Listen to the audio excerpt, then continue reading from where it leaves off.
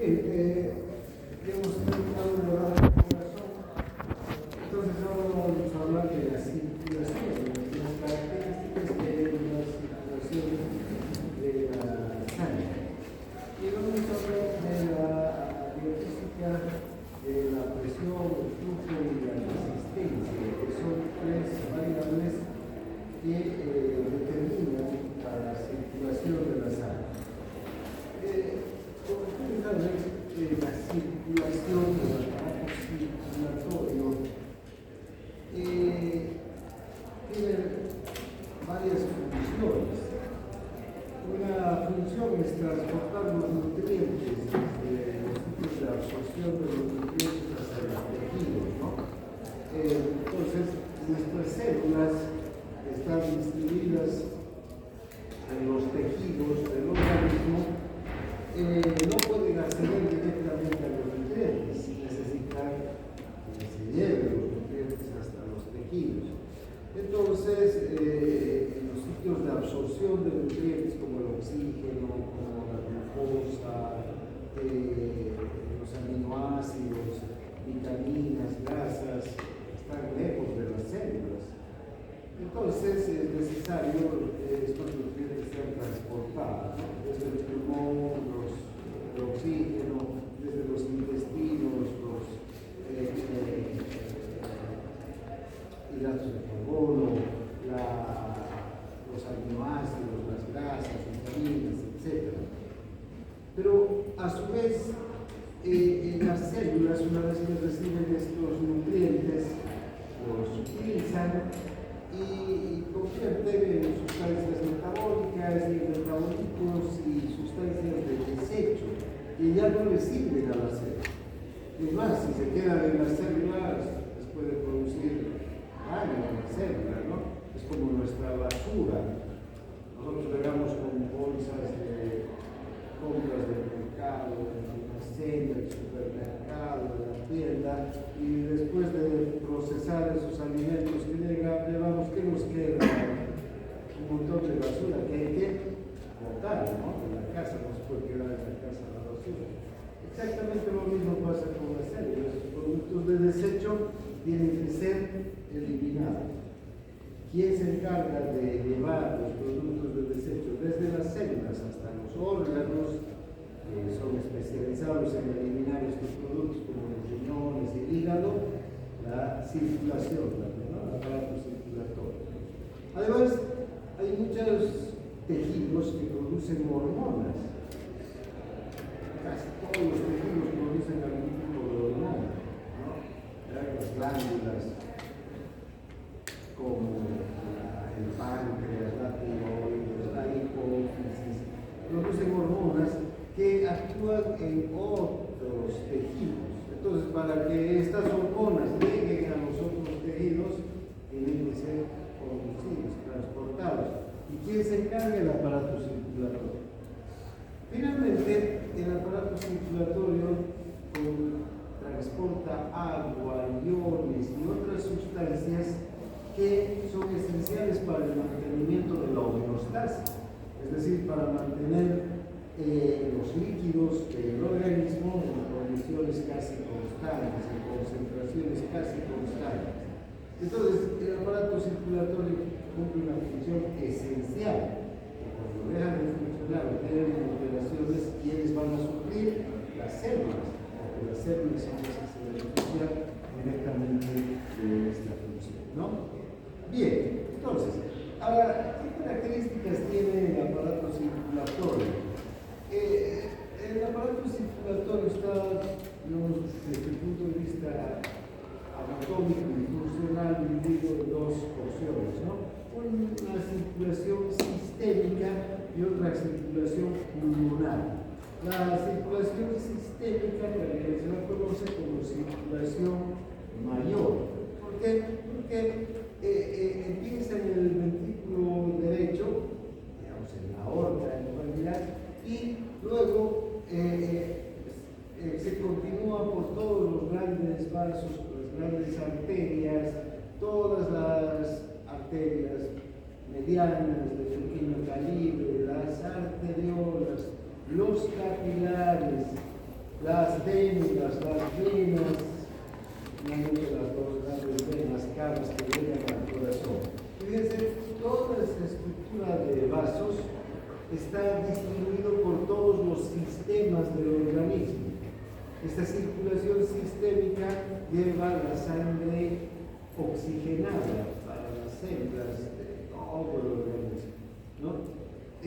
Por eso se llama circulación sistémica, porque lleva a todos los sistemas. Pero también se llama circulación mayor porque su recorrido es muy grande, ¿no? Empieza en la aorta, recorre hasta la punta de los pies, ¿no? Y vuelve hasta el corazón, nuevamente a través de las caras, ¿no? Pues todo lo demás. Luego tenemos la circulación, esta de aquí, bueno, yo estoy apuntando con aquí, ahora sí. Esta, entonces, ¿vean? Por aquí empezaría la circulación sistémica de todos los sistemas, pulmonar, sistema digestivo, sistema muscular, sistema óseo, sistema digestivo, sistema renal, todos los sistemas. Y luego vuelve por las venas hacia la aurícula derecha, ¿no? La otra circulación, la circulación menor, empieza en el ventrículo derecho y en la arteria pulmonar, básicamente, y se dirige hacia los pulmones. Aquí la arteria pulmonar se divide en dos arterias, la pulmonar izquierda, la derecha, las más pequeñas, bronquiales, luego en arteriolas, también estas arteriolas en capilares, alveolares, los capilares en vénulas, después de las vénulas siguen las venas bronquiales, las venas pulmonares y finalmente las dos venas pulmonares llevan nuevamente al corazón, a la ventrícula izquierda.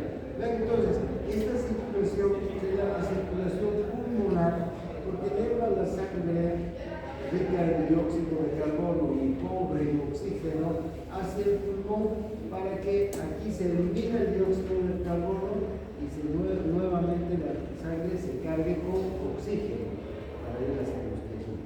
Entonces solamente va hacia el pulmón, por eso se llama circulación pulmonar, ¿no? También se llama circulación menor porque su recorrido es pues muy corto. Va a los pulmones y vuelve de los pulmones, nada más. Estas dos circulaciones, sin embargo, son importantes y cada una cumple una función muy diferente. Bien, aquí también podemos ver la circulación sistémica, en este dibujo, la circulación sistémica tiene más, se muestra más extensa, ¿no? En cambio, la circulación pulmonar apenas va a los pulmones y vuelve a los pulmones. Bien, ahora, ¿cómo están compuestas, cuáles son los componentes funcionales de la circulación? Tanto en la circulación mayor o sistémica como en la circulación menor o pulmonar, vamos a tener los mismos componentes: arterias, arteriolas, capilares, vénulas, venas. Cada una de estas estructuras cumple una función específica y tiene una estructura también específica, ¿no? Las arterias transportan sangre a gran presión. Las arterias soportan grandes presiones. Ni bien sale la sangre del ventrículo izquierdo, por ejemplo, hacia la circulación mayor, la presión en las arterias, la aorta, las arterias grandes y de mediano calibre, es de 100 milímetros de mercurio, la presión media, la presión muy elevada. Para esto, las arterias tienen una capa elástica, una capa fibrosa, muy resistente y una capa muscular, ¿no? Muy fuerte, además un endotelio.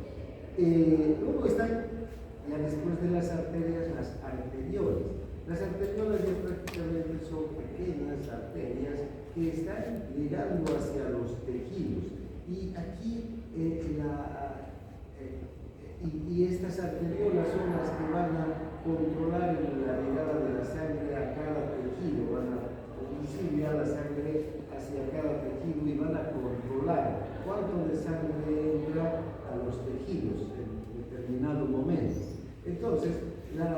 capas, la estructura también de las arteriolas va a cambiar, ¿no? Ya no tiene una capa elástica, una capa tan resistente, tan gruesa como las arterias. La presión también es menor, la presión de la sangre es menor en las arteriolas. Pero lo que sí tienen las arteriolas es una capa muscular muy desarrollada. Esta capa muscular les permite que se contraigan o se relajen en fracción de segundo. Una arteriola se puede contraer y disminuir el flujo sanguíneo hacia un tejido, o se puede dilatar y aumentar enormemente el flujo sanguíneo hacia un tejido. Por ejemplo, ustedes están en este momento sentados, en reposo, sin una actividad física. Entonces, está llegando una cantidad de sangre a los músculos, la cantidad necesaria para que sus músculos cumplan con sus funciones metabólicas y no sufran en este momento. Es una cantidad mínima de sangre que llega. Pero se van a levantar y van a bajar las gradas, tal vez suban de nuevo otras gradas en otro bloque, van a necesitar entrar en actividad física y van a necesitar mayor cantidad de sangre, mayor cantidad de oxígeno. Entonces, inmediatamente estas arteriolas empiezan a dilatar, esa capa muscular se dilata para permitir mayor paso de sangre. Entonces, esa es una función clave de las arteriolas, mandar mayor o menor cantidad de sangre hacia los capilares. Luego están los capilares. Después de las arteriolas se continúan los capilares. Los capilares tienen otra función. La función de los capilares es permitir la salida de sustancias nutricionales, de hormonas, de agua, de iones hacia el líquido extracelular. Entonces los capilares comunican el espacio vascular con el espacio extracelular o espacio intersticial. Además, también desde el intersticio, desde las células, llegan sustancias de desecho, otras sustancias, agua, iones, hacia los capilares. Entonces, los capilares ya no tienen una capa, digamos, elástica, ya no tienen una capa fibrosa, ya no tienen una capa muscular, ya no tienen músculos, solo tienen una capa de células endoteliales. Y además, estas células endoteliales tienen unas estructuras en sus uniones que se conocen como poros. ¿Sí? Estos poros es por donde circulan el agua, iones y sustancias nutricionales y de desecho que van y vienen desde el capilar, desde el espacio vascular hasta el intersticio. Otra función, otra estructura, ¿no? Luego ya están las vénulas. Las vénulas empiezan a recoger la sangre, ¿ya? Esta sangre que ha perdido el oxígeno y ha ganado el dióxido de carbono y sustancias de desecho. Es la sangre que ya se tiene que dividir hacia los pulmones, hacia los órganos de desecho para eliminar las sustancias que no sirven ya, ¿no? Y que ya han sido eliminadas por las células o desechadas por las células. Las vénulas entonces recogen esta sangre y también tienen unas pared muy delgada, tiene una capa muscular menos potente, menos desarrollada que los capilares y tienen una estructura que les permite extenderse, es decir, ampliar su diámetro con facilidad, porque van recogiendo la sangre conforme se van uniendo entre vénulas, van recogiendo más y más sangre. Finalmente, de las vénulas pasa la sangre hacia las venas. Estas venas tienen la función, por una parte, de transportar la sangre de vuelta hacia el corazón, hacia la aurícula derecha, pero también estas venas en su estructura son vasos que tienen una capa muscular poco desarrollada, pero tienen una capa muscular que les permite contraerse, pero al mismo tiempo las venas tienen diámetros muy grandes, ¿sí? Y se pueden distender, pueden ampliar en su diámetro con facilidad. Eso permite que las venas venas actúen como reservorios. Las venas almacenan sangre para el organismo. Las venas son capaces de almacenar más de 1 litro de sangre. De hecho, nosotros podemos en una hemorragia perder 1 litro de sangre con facilidad y las venas van a responder contrayéndose y enviando ese litro de sangre a la circulación para compensar la pérdida, ¿no? Más de 1 litro ya puede empezar el organismo a sufrir, pero hasta 1 litro podríamos perfectamente perder sin que el organismo tenga un daño, las células se perjudiquen, porque estas venas actúan como reservorios. Ahora, ¿cómo está distribuida la sangre en toda la circulación? El 84% de la sangre está en la circulación sistémica o mayor, desde luego, el recorrido de la circulación sistémica, ¿no? Y solo el 16% de la sangre está en la circulación menor, pulmonar. Además, también podemos ver cómo están distribuidos estos porcentajes de sangre en los distintos componentes del sistema circulatorio. El 13% de la sangre está en las arterias. ¿Cuánto de sangre tenemos? Un promedio de 5 litros. ¿Sí? Esa es la cantidad de sangre que tenemos, 5 litros. Unos organismos más, otros menos, pero alrededor de 5 litros. Entonces, vean, ese 13% indica que alrededor de 700 mililitros, ni 1 litro de sangre de los 5 litros están en las arterias, ¿no? Ahora, el 7% están en las arteriolas y en los capilares sistémicos. Si sumamos este 13% más 7%, tenemos un 20%, 1 litro. Entonces, 1 litro de la sangre, de toda la sangre, de los 5 litros que tenemos, están entre los capilares, entre las grandes arterias medianas, ¿no? Pequeñas arterias, arteriolas y capilares. Y el 64%, esa es la cantidad de la sangre, más de 3 litros, están en las vénulas y en las venas. Esto nos muestra la capacidad que tienen las venas para almacenar, para tener sangre, ¿no? Esa es una función esencial de las venas en nuestro organismo.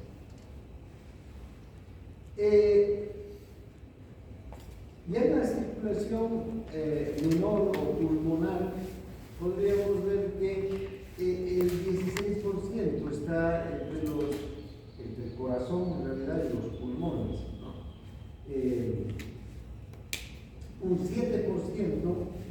pequeña cantidad de sangre, está en el corazón en cualquier momento de la circulación, ¿no? Son esos volúmenes de los que hemos estado hablando, volumen de sistólicos, están en el corazón en un determinado momento. En especial los dos volúmenes diastólicos. Y el 9% entre la arteria pulmonar, las arterias bronquiales, los capilares pulmonares, las venas bronquiales y las venas pulmonares. Poca sangre está en la circulación menor. Ahora, ¿cuál es la velocidad del flujo sanguíneo? Si medimos la velocidad con la que la sangre circula por nuestro organismo, podemos ver que en la aorta va a tener, digamos, la mayor velocidad. Esto se debe a que la aorta tiene área o superficie transversal más pequeña, ¿sí? ¿Qué es el área o superficie transversal? Si hacemos un corte en la aorta, esta es la arteria, hacemos un corte en la arteria, ¿verdad? Cortamos, hacemos una sección de la arteria. Esta superficie, toda la superficie transversal, es de 2.5 centímetros cuadrados, ¿sí? Área, entonces se mide en centímetros cuadrados. Es la superficie transversal más pequeña. Eso permite que la sangre circule a una velocidad de 33 centímetros por segundo, la hora, una gran velocidad. Ahora ven ustedes, las superficies transversales de los distintos vasos van a ir variando, ¿no? Por ejemplo, las pequeñas arterias tienen una superficie transversal de 20 centímetros, mucho más que la aorta. Ahora, ustedes dirán, pero si son pequeñas arterias, ¿cómo es posible que tengan una superficie transversal mayor que la aorta? Entonces, ¿cómo se mide la superficie transversal de los vasos? Pero no se mide por unidad, ¿sí? En el caso de la aorta sí, porque hay una sola aorta, ¿sí? Pero pequeños vasos, pequeñas arterias, muchas. Entonces, si ponemos cada una de las pequeñas arterias en su superficie transversal, juntamos, cortadas, ¿no? Y están unidas unas con otras, entonces vamos a tener una superficie transversal de 20 centímetros cuadrados, ¿sí? Ahora ven, las arteriolas tienen una superficie transversal aún mayor, 40 centímetros cuadrados, el doble de las pequeñas arterias. Y los capilares tienen una superficie transversal de 2.500 centímetros. Es la mayor superficie transversal, porque tenemos 10 millones de capilares. Estos capilares están entre las células, ¿no? Son tan delgaditos que solamente atraviesa un glóbulo rojo a través de la luz del capilar. Entonces, miren, entre 5, 7, 9 micrómetros para que atraviese un glóbulo rojo y nada. No pueden atravesar dos glóbulos rojos juntos por un capilar, ¿no? Entonces, pero si los ponemos uno al lado de otro, ¿vean? Tenemos una superficie transversal de 2.500 centímetros cuadrados. Luego tenemos a las vénulas en una superficie transversal de 250 metros cuadrados, las pequeñas venas 80 metros cuadrados y las venas cavas 8 metros cuadrados. Si ustedes observan, la diferencia de superficie transversal entre los mismos vasos, o sea, o los equivalentes, no los mismos, pero los equivalentes entre las arterias y las venas, podemos observar que la superficie transversal, por ejemplo, de las venas cabras con relación a la aorta es de 4 veces más casi, 4 veces más. ¿Y qué es lo que pasa? Si este es el corazón de la aorta, por la aorta salen 70 ml de sangre en cada sístole, cada que se contrae el corazón. Y por las venas cabras llegan a la aurícula derecha 70 mililitros también, ¿verdad? Pero estas venas son mucho más, tienen una superficie transversal mucho más grande. Si esta es la aorta, entonces las dos venas juntas van a ser así, ¿verdad? Entonces, ¿por qué será así? ¿Cuál será el motivo?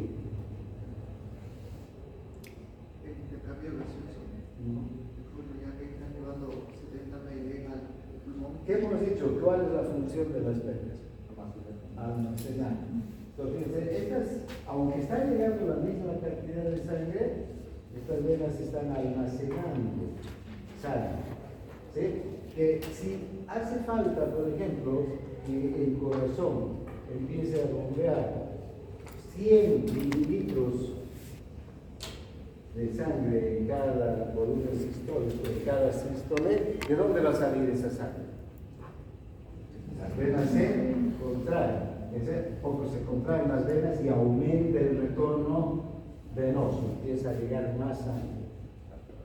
Si el corazón, además, recuerda, se contrae 70 veces por minuto, pero si empieza a contraerse 100 veces por minuto, va a expulsar mayor cantidad, va a inyectar mayor cantidad todavía de sangre hacia la aorta. ¿De dónde va a salir esa sangre? De estas venas que están almacenando la sangre. Y cuando necesitamos esa sangre, se empiezan a contraer y empiezan a mandar más sangre al corazón.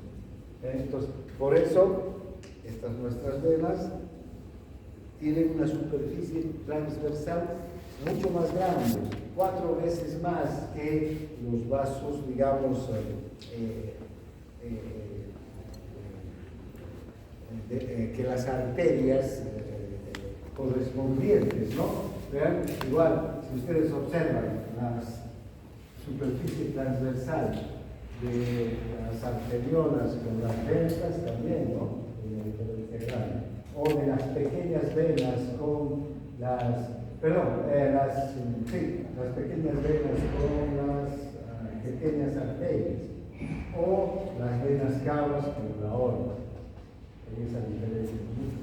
Bien, entonces estas superficies transversales nos muestran dos cosas. Una, que en las arterias la sangre circula a gran presión. Aquí en las arterias hay presiones altas, en las venas en cambio hay presiones bajas, pero se almacena mucha sangre. ¿Sí? Y la velocidad de la circulación también tiene que ver con esto, con la superficie transversal y las presiones. En las arterias, la superficie transversal tiene que ver con la velocidad de la sangre, en especial la superficie transversal. Cuanto menos superficie transversal tiene un vaso, la velocidad es mayor. Cuanto mayor es la superficie transversal de un vaso, la velocidad es menor. En los capilares, la velocidad de circulación de la sangre es de 0,3 milímetros por segundo. La diferencia es grande, ¿no? La velocidad entre la aorta y los capilares. Esto responde entonces a esta ecuación. La velocidad del flujo sanguíneo va a ser igual a la cantidad de sangre entre la superficie transversal, ¿no? Entre el área.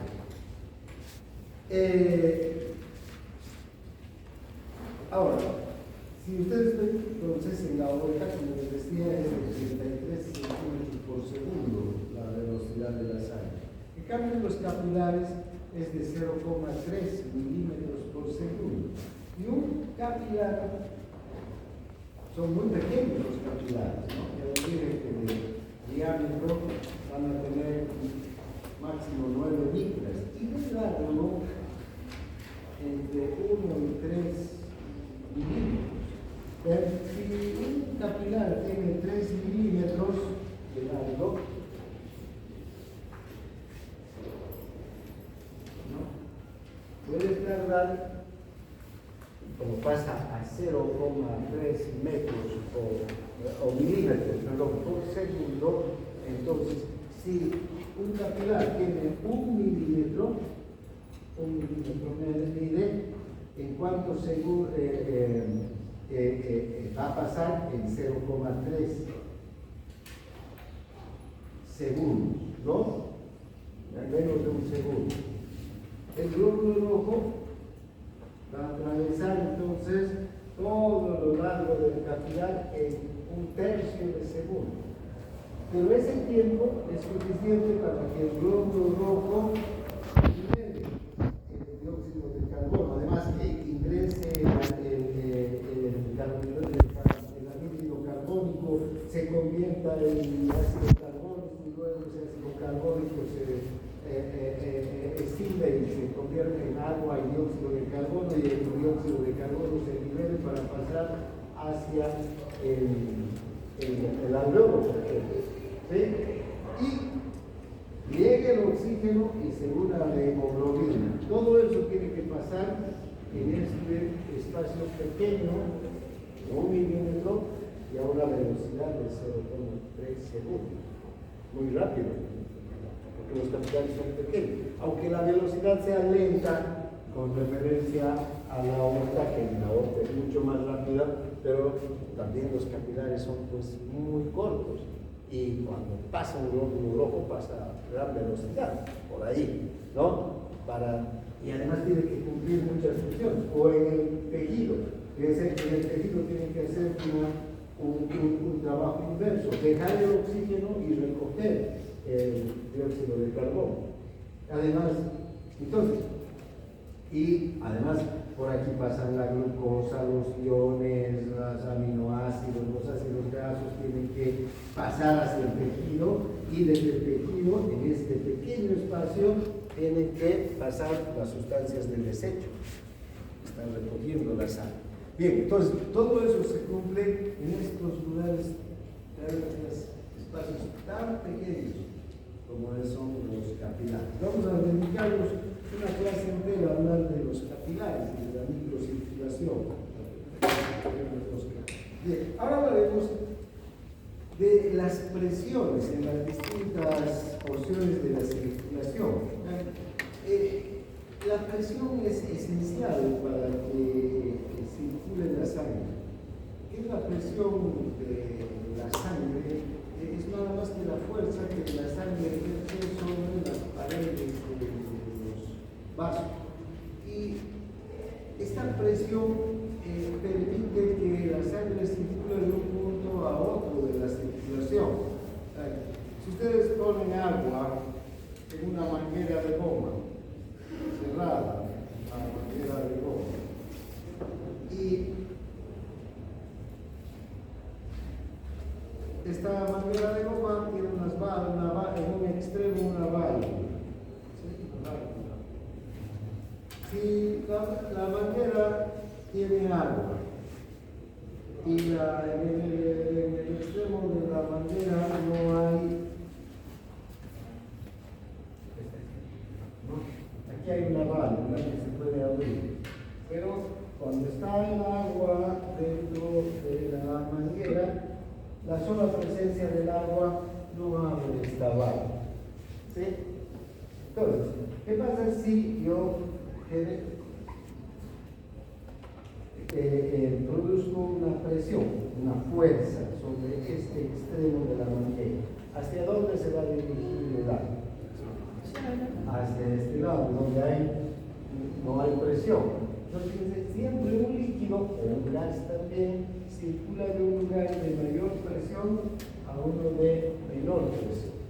Fíjense cómo las presiones entonces en las arterias y en las venas van cayendo.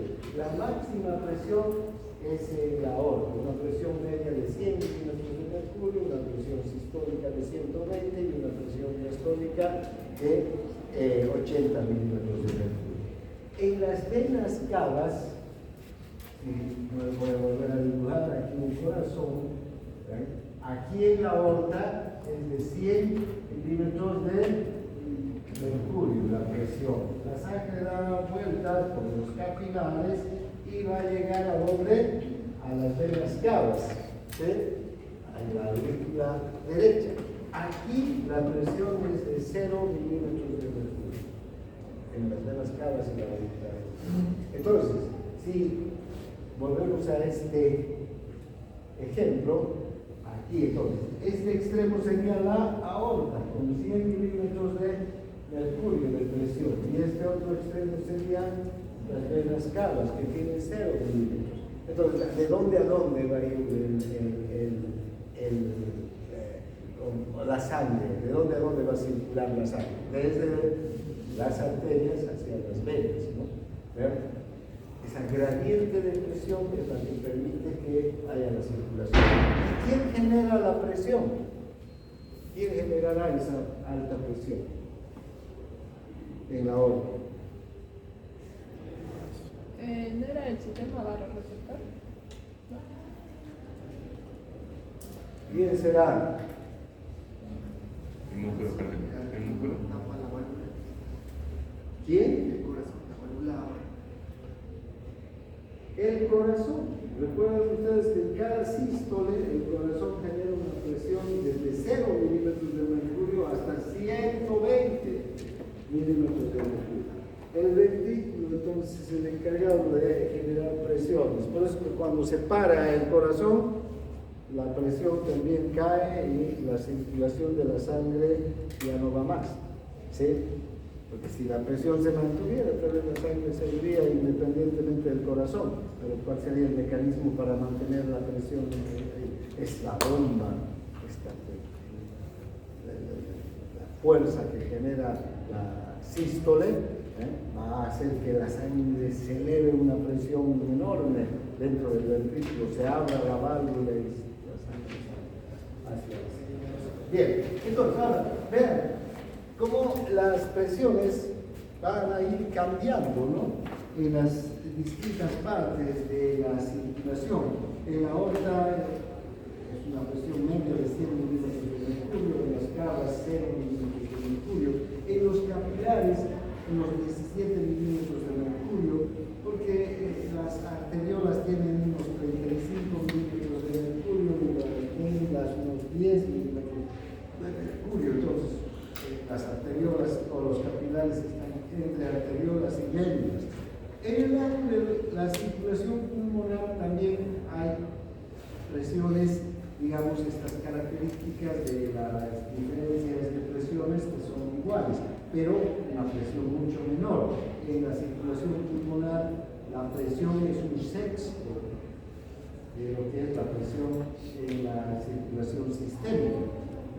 En la presión media de la arteria pulmonar es 16 milímetros de mercurio, y la presión sistólica 25 y la presión diastólica 8 milímetros de mercurio. Entonces son presiones mucho más bajas, porque la sangre tiene que recorrer distancias cortas, ¿no? Al pulmón y al pulmón, nada más. En cambio, en la circulación sistémica tiene que rendirse a todos los tejidos. Y los capilares pulmonares tienen una presión media de 7 milímetros de mercurio. Ven, por ejemplo, esta gráfica que nos muestra cómo las presiones van cambiando en las distintas porciones, en los distintos componentes de la circulación, ¿no? ¿Ven? En la aorta tenemos una presión media de 100 milímetros de mercurio. En la sistólica de 120 y en la diastólica de 80. Sístole, diástole, ¿no? Durante la sístole se generan los 120, durante la diástole cae a 80 porque se cierran las válvulas la válvula aórtica, pero a medida que va avanzando la sangre por las arterias, va cayendo la presión. Como en las arteriolas, ya alrededor de las arteriolas la presión está a unos 35 milímetros de mercurio. Luego, al entrar a los capilares, ya, la presión cae más todavía. La presión media del capilar puede ser de 17 milímetros de mercurio. Y al salir la sangre del capilar, ya para entrar a las venas, la presión es 10 milímetros de mercurio. Y luego, en las venas va cayendo más hasta llegar a las grandes venas, ¿no? Hacia las cavas, que va a ser ¿cuánto? 0 milímetros. Entonces, esta gradiente de presión hace que la sangre circule. Una cosa interesante que se puede observar es que en el capilar Ya les decía, un capilar mide 1 milímetro. Hay capilares más largos que pueden medir hasta 3 milímetros. ¿Sí?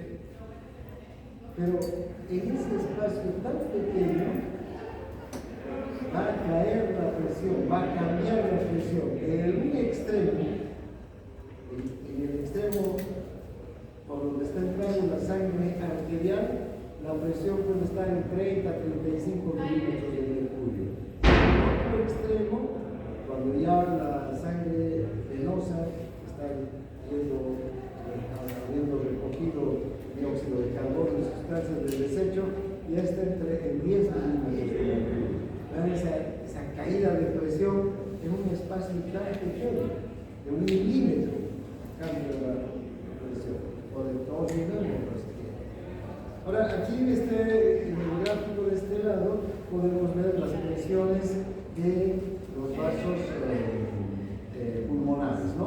Vean, 1/6, mucho menor es la presión en el sistema pulmonar. Se nota, aquí la presión es baja, la presión sistólica y diastólica. La sistólica 25 milímetros de mercurio, la diastólica 8 milímetros de mercurio. La presión media en realidad de la arteria pulmonar es 16 milímetros de mercurio. Esta presión cae hacia el capilar con 7 milímetros de mercurio y luego también va a ir cayendo más todavía hasta en la aurícula izquierda. Va a haber una presión de 2, 3, dependiendo del momento, cuando la aurícula está llena, puede llegar hasta 7 milímetros de mercurio también, va cayendo. Bien, entonces son características relacionadas con la presión. Ahora, ¿cuáles son las teorías básicas de la circulación? Hay 3 principios básicos que regulan la circulación de la sangre. Un primer principio dice que la velocidad y también la cantidad del flujo sanguíneo en cada tejido del organismo casi siempre se controla con precisión con relación a la necesidad de cada tejido. Es decir, cuánta sangre y a qué velocidad va a llegar a un tejido va a estar determinada y controlada de acuerdo a las necesidades del tejido. Lo que les decía hace un momento, si ustedes están en reposo, el sistema muscular de ustedes está en reposo, no están haciendo ninguna actividad física, ¿sí? Entonces, ¿cuánto de sangre está llegando a los músculos?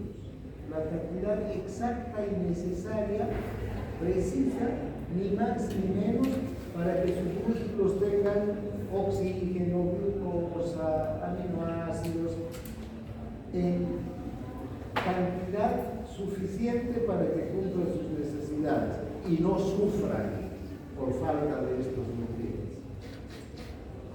Se levantan y empiezan a correr, inmediatamente va a necesitar mayor cantidad de oxígeno, de glucosa, y ver, entonces también la cantidad de sangre inmediatamente tiene que aumentar, porque tiene que llegar una cantidad de sangre y en forma más rápida. ¿Para qué? Para que el músculo tenga la cantidad precisa para cumplir sus necesidades metabólicas. Ajá. ¿Esta velocidad será que puede cambiar según la altura de la ciudad o es posible? Bueno, la oferta de oxígeno puede cambiar, pero la necesidad no, porque la necesidad siempre va a aumentar, ¿no? La demanda va a haber una demanda. Ahora, la oferta de oxígeno sí puede cambiar, ¿sí?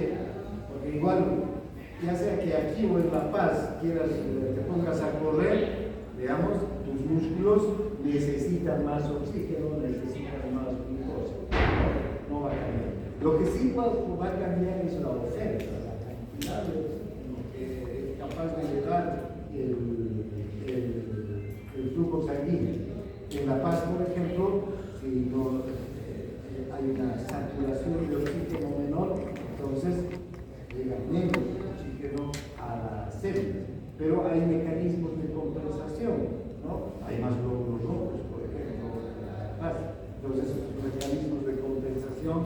empiezan a funcionar. Entonces,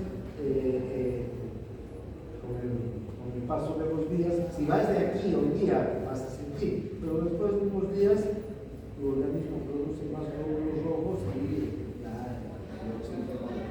la oferta de oxígeno se regula, ¿no? Bien, entonces, pero donde sea esta velocidad del flujo sanguíneo, en cada tejido se va a controlar y se va a regular de acuerdo con las necesidades de cada tejido, ¿sí? Y con precisión, porque ven, en este momento están en reposo, llega poca sangre, pero es la sangre que exactamente necesitan las células para no tener ningún sufrimiento. No necesitan más, porque con eso están cubiertos. Pero si empiezan a correr, van a necesitar más. Entonces tienen que aumentar. Y tienen también que aumentar con precisión en la cantidad exacta de que las células necesitan para que no sufran. Si luego de estar corriendo tienen que subir gradas, va a aumentar la necesidad y va a aumentar el flujo sanguíneo en la cantidad necesaria también para que las células puedan tener el oxígeno y los nutrientes necesarios. Ese es un primer principio básico. Un segundo principio es que el gasto cardíaco, es decir, la cantidad de sangre que pasa por la aorta, que sale del corazón a la aorta en cada minuto, se controla por la suma de todos los flujos locales, los flujos tisulares locales. ¿Qué quiere decir esto? En este momento hay un reposo, los corazones de ustedes están bombeando 5 litros por minuto hacia la aorta. Esos 5 litros se distribuyen entre todos los tejidos, ¿no? Todos los tejidos que están en reposo en este momento están recibiendo 5 litros, un porcentaje de esos 5 litros. Un poco se va al cerebro, otro poco se va a los músculos, otro poco se va al corazón, otro a los riñones, al intestino, ¿no? Y entonces el gasto cardíaco en este momento de 5 litros es suficiente para cubrir las necesidades de todos los flujos. Pero ¿qué pasa si empezamos a entrar en actividad, a correr? ¿Qué va a necesitar mayor cantidad de sangre? Los músculos. Entonces va a aumentar el flujo hacia los músculos. Va a necesitar más sangre también en el cerebro para estar atento, todo el sistema nervioso para transmitir estímulos por los nervios. Entonces va a necesitar más flujo. Por otro lado, el corazón va a empezar a latir y a contraerse más rápido. Va a necesitar más flujo. ¿Verdad? Y entonces, esos 5 litros que hace un momento satisfacían las necesidades de todos los tejidos ya son insuficientes. Entonces tiene que aumentar este gasto cardíaco. Tendrá que aumentar a 7, a 10 o hasta 13 litros en un esfuerzo máximo de hacer. ¿No? Se puede duplicar el gasto cardíaco. Si van a subir corriendo las gradas, va a haber un aumento enorme del flujo sanguíneo hacia los músculos del cerebro y hacia el corazón. ¿Verdad? Entonces, el gasto cardíaco va a estar controlado por la suma de todos los flujos. Si todos los flujos están en reposo, digamos, los órganos están en reposo, los flujos van a ser exactamente la cantidad necesaria que precisa el tejido para cumplir sus necesidades metabólicas. Si aumenta el metabolismo, si aumenta la actividad de cualquier tejido, entonces aumenta el flujo. Y entonces, ¿quién va a tener que aumentar? El gasto cardíaco.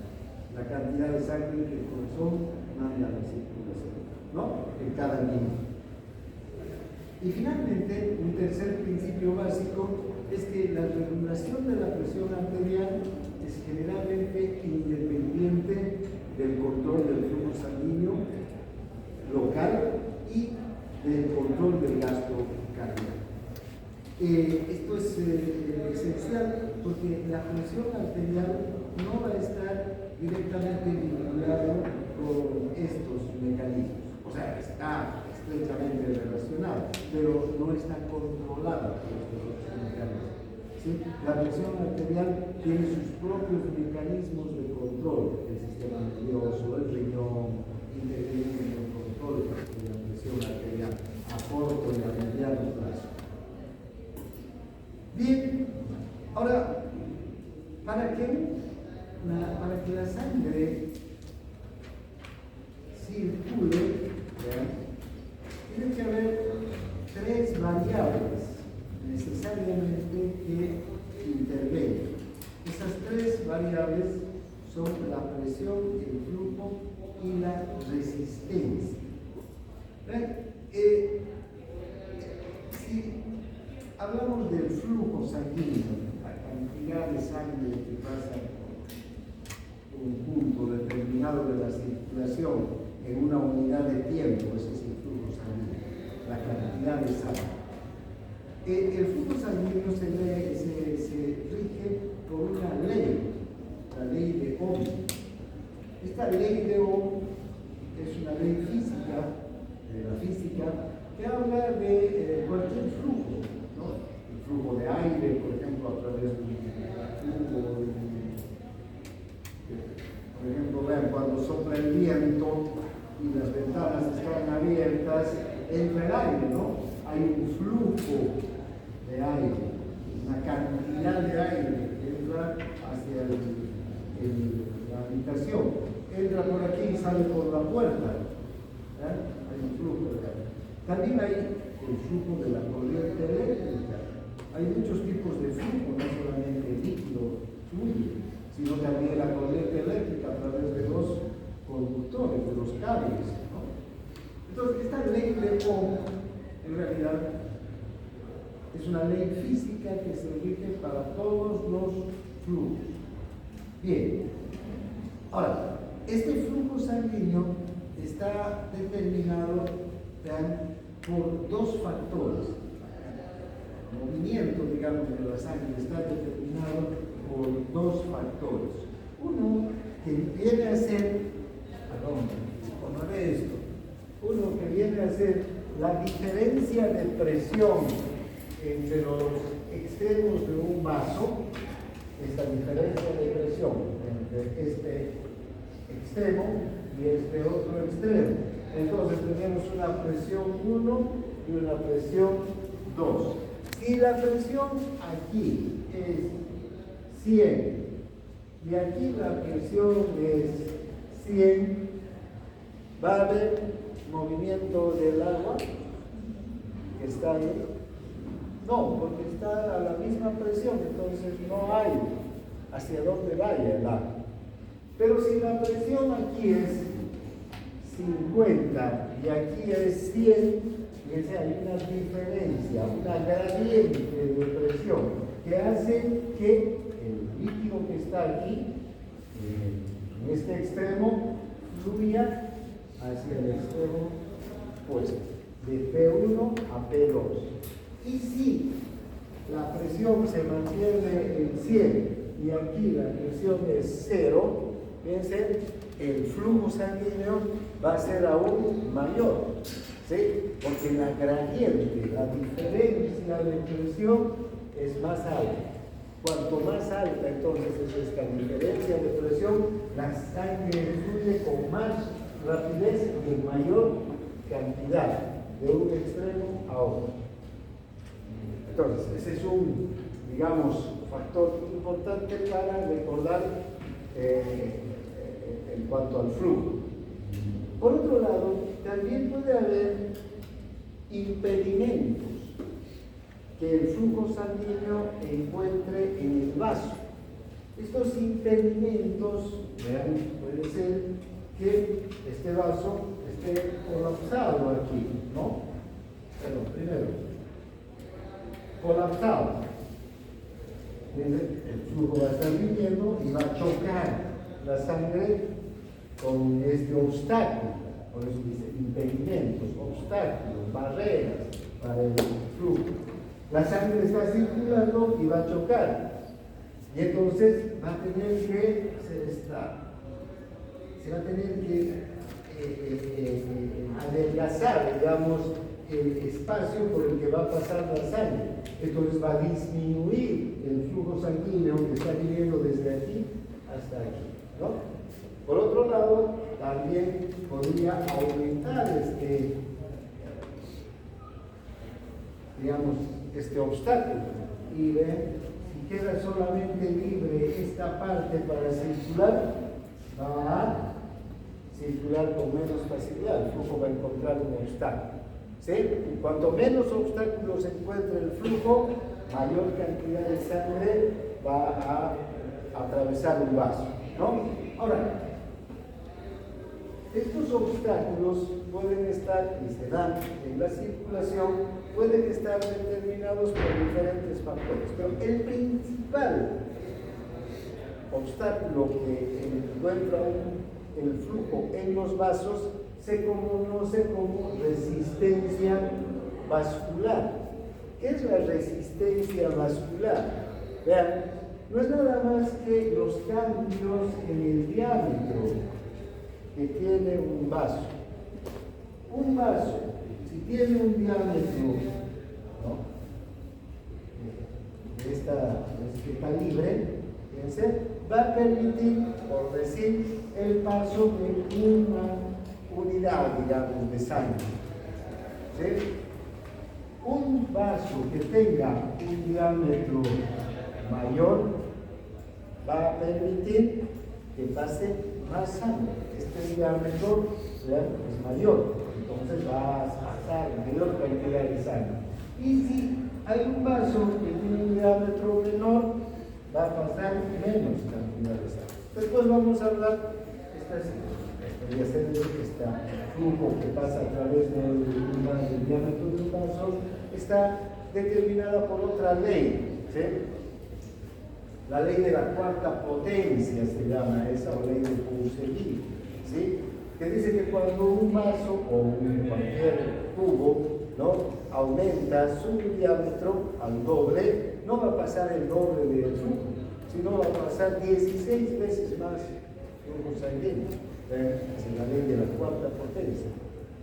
Entonces, pequeños cambios entonces en el diámetro de un vaso permiten que aumente o disminuya enormemente el flujo sanguíneo.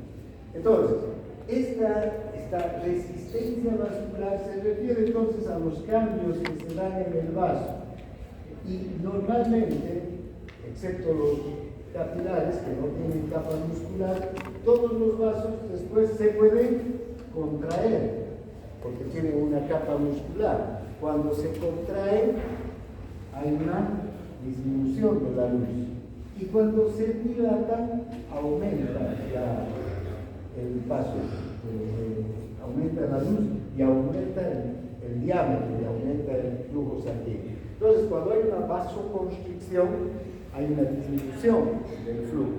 Cuando hay una vasodilatación, hay un aumento del flujo. Entonces, esta resistencia vascular se refiere a esos cambios que se dan en la luz del vaso. ¿Cuáles son las arterias o cuáles son los componentes de la circulación que producen mayor resistencia vascular? Son las arteriolas. Les decía hace un momento que las arteriolas son capaces de cambiar, vean, su diámetro de un segundo a otro.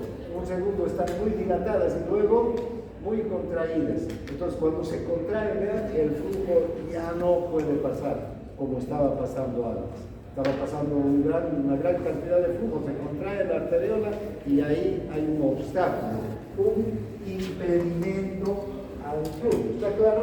Entonces, estos son factores que van a participar de las características del flujo sanguíneo. Ahora entonces, esto es igual que el flujo, que la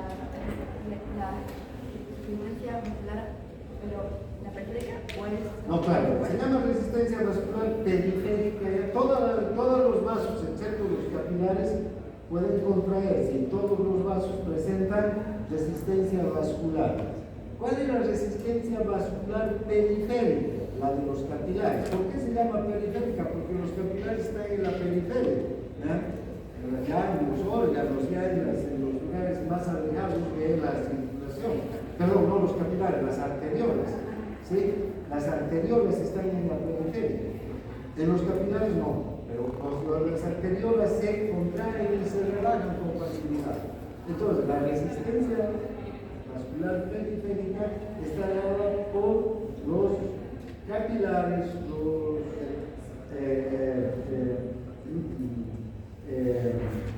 los capilares, los esfínteres capilares, las arteriolas, las metaarteriolas, no los capilares, ¿ya? Bien. Entonces, ahora, vean, cuando hablamos de flujo sanguíneo, entonces está determinada por esta ley, la ley de Ohm. La ley de Ohm tiene una fórmula matemática. Dice que el flujo es igual a la diferencia de presión dividido entre la resistencia. Esta ley, esta fórmula matemática, lo que nos muestra y nos explica es que cuando aumenta, primero, que el flujo es directamente proporcional a la diferencia de presión. ¿Sí? Es directamente proporcional. Y que el flujo es inversamente proporcional a la resistencia. Ahora, ¿por qué es esto? Porque aquí la diferencia de presión está actuando en esta fracción como numerador y la resistencia en esta fracción como denominador.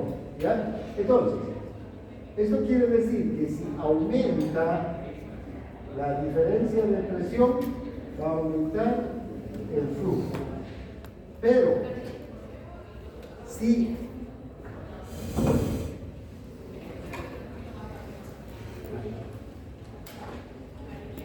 aumenta la resistencia, ¿qué va a pasar con el flujo?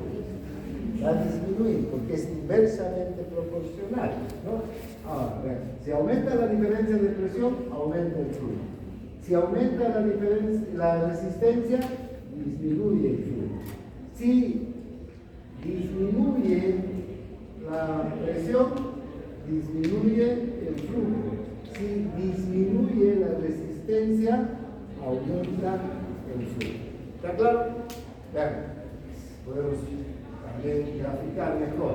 Fíjense, si aquí, lo que les decía hace un momento, la diferencia de presión es, aquí hay 100 milímetros de mercurio y aquí hay 50 milímetros de mercurio. Hay una diferencia de presión de 50 milímetros. ¿Verdad? Bien, si aumenta la presión o la gradiente, ahora aquí hay 100, la diferencia de presión es 100, aumenta la diferencia de presión y va a aumentar el flujo sanguíneo. ¿Sí? Si disminuye a 80, la diferencia de presión aquí es 80, aquí la presión 80 y aquí 100, la diferencia ¿cuánto va a ser? 20. Va a disminuir y va a disminuir el flujo. Lo mismo con la resistencia. Si hay una contracción, ¿qué ocurre? Aumenta la resistencia. Si se contrae el vaso, aumenta la resistencia y disminuye el flujo. Si el vaso se dilata, en cambio, va a disminuir la resistencia al paso de la sangre y va a aumentar el flujo. ¿No es verdad? ¿Está claro? Entonces esta ley, la ley de Ohm, es la que va a determinar estas variables que intervienen en el flujo sanguíneo. Ya les decía, esta es una ley física que es igual regula el flujo del aire, el flujo de la corriente eléctrica y otros flujos de electrones, de lo que fluye. Bien, entonces, ¿qué es el flujo sanguíneo? No es nada sangre que atraviesa un punto de la circulación en un periodo determinado de tiempo. ¿Y cómo se mide el flujo? Se puede medir por milímetros por minuto, por litros por minuto, por mililitros por segundo. Por ejemplo, el flujo que atraviesa la aorta, que conocemos como gasto cardíaco, es de 5.000 mililitros por minuto o 5 litros por minuto, ¿no es verdad? En cambio, en los vasos más pequeños, como los capilares, ya no vamos a medir en litros por minuto. ¿Qué se medirá? En mililitros por segundo, ¿no? Serán las medidas también los vasos son más pequeños. Ya no vamos a medir los flujos por minuto, en litros, sino en mililitros por segundo. Bien. Ahora,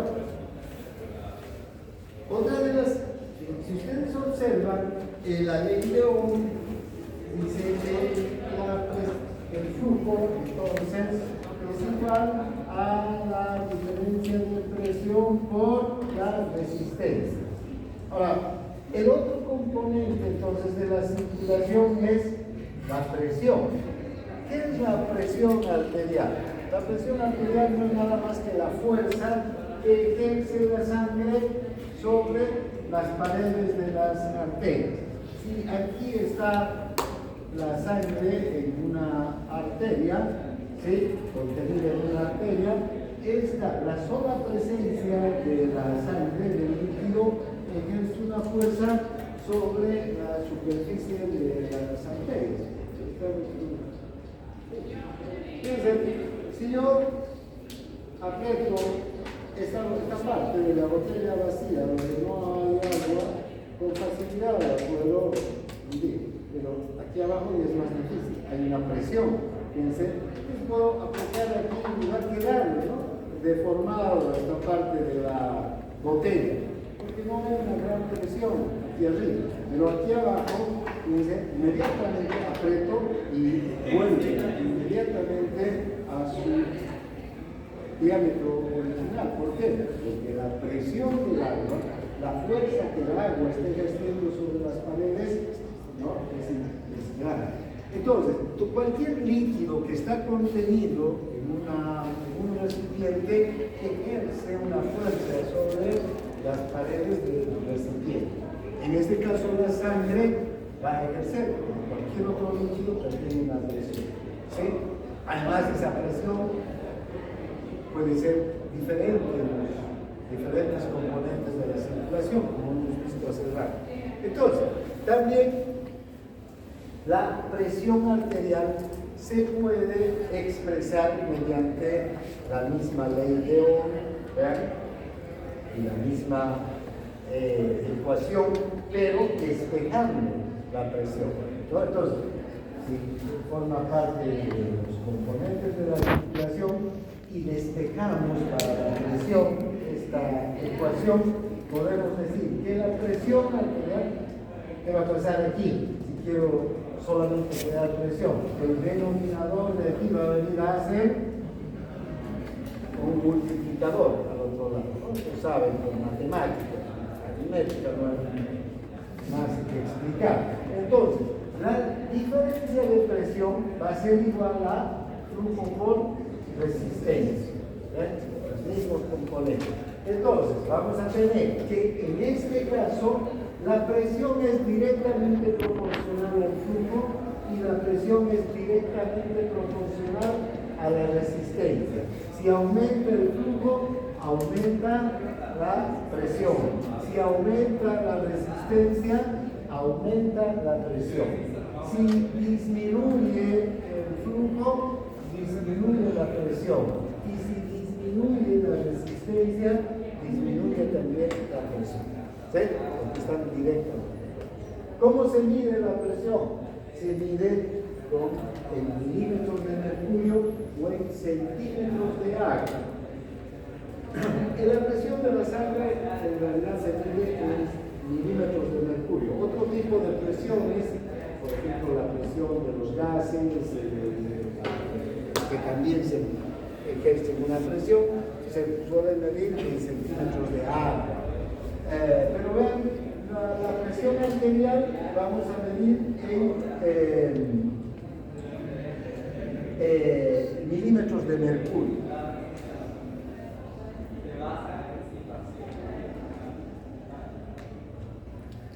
Como se ha establecido, ¿verdad?, esta presión en un aparato con un perro, desde luego, es una experimentación, se coloca un tubo, ¿no?, que conecta la arteria aorta del perro con una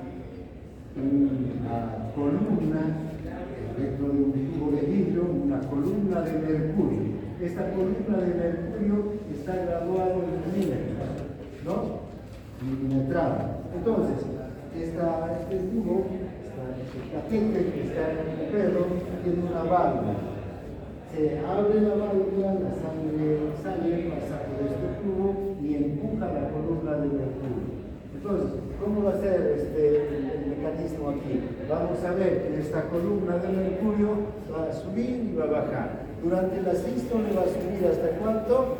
Hasta 120. Y durante la diástole va a bajar ¿hasta cuánto?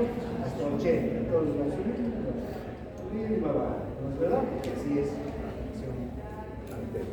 ¿Está claro? Ahora, nosotros ya no medimos la presión conectando un tubo al perro, ¿no? Hay un aparato que es el tensiómetro o espinomanómetro, también vamos a ver eso en la práctica, vamos a aprender a tomar la presión, que mide la presión de la clínica, fuera, un principio para recoger la presión. Bien, entonces tenemos hasta ahí. Tenemos un poquito más, ¿ya no? Finalmente está la resistencia al flujo sanguíneo. Es el otro componente, ¿no?, del que estamos viendo. La resistencia entonces es el impedimento. Todos los impedimentos. ¿Qué es lo que va a impedir que circule la sangre? Puede haber muchos impedimentos al flujo, pero en general podemos decir que está determinado por la resistencia vascular. Esta resistencia que hacen los vasos al contraerse. Cuanto más se contrae un vaso, mayor resistencia hay. Cuanto menos se contrae un vaso, menos resistencia hay. También entonces la resistencia la podemos calcular a partir de la misma ley de Ohm y de la fórmula de flujo, que es igual a diferencia de presión por resistencia. Si despejamos entonces esta fórmula, nos vamos a quedar con que resistencia es igual a diferencia de presión dividida entre flujo. Aquí también vamos a ver que la resistencia es directamente proporcional a la diferencia de presión e inversamente proporcional al flujo. Si aumenta la presión, ¿qué va a pasar? Aumenta la resistencia. Si aumenta el flujo, disminuye la resistencia. Si disminuye la presión, disminuye la resistencia. Si aumenta el flujo, aumenta o disminuye la resistencia. ¿Está claro? ¿Sí? Inversamente. ¿Cómo se mide la resistencia? Se mide por unidades de resistencia periférica. Esta unidad de resistencia periférica se puede calcular a partir de dividir, o sea, puede obtener, perdón, a partir de dividir milímetros de mercurio entre metros por mililitros por segundo, no metros, no mililitros por segundo. ¿Ya? Entonces, si la velocidad del flujo sanguíneo es de 100 mililitros por segundo y la diferencia de presión es 100 mililitros de mercurio, 100 va a ser igual a 1. Ese 1 es una unidad de resistencia periférica. Si hay una Si todas las anteriores se contraerían al mismo tiempo, habría una resistencia periférica total y podría aumentar la resistencia hasta 4 unidades de resistencia periférica. Y si todas se relajan, podría disminuir la resistencia a 0,2 unidades de resistencia periférica. Entonces, normalmente vamos a tener estas unidades de resistencia periférica, una unidad de resistencia periférica que va a ser la normal, porque cuánto es la velocidad del flujo, la velocidad del flujo, 100 litros por segundo, y cuál va a ser la presión media, 100 litros de mercurio. ¿Está claro? Hasta aquí entonces estos componentes de la circulación. Nos vemos la próxima clase. Puede venir en paz.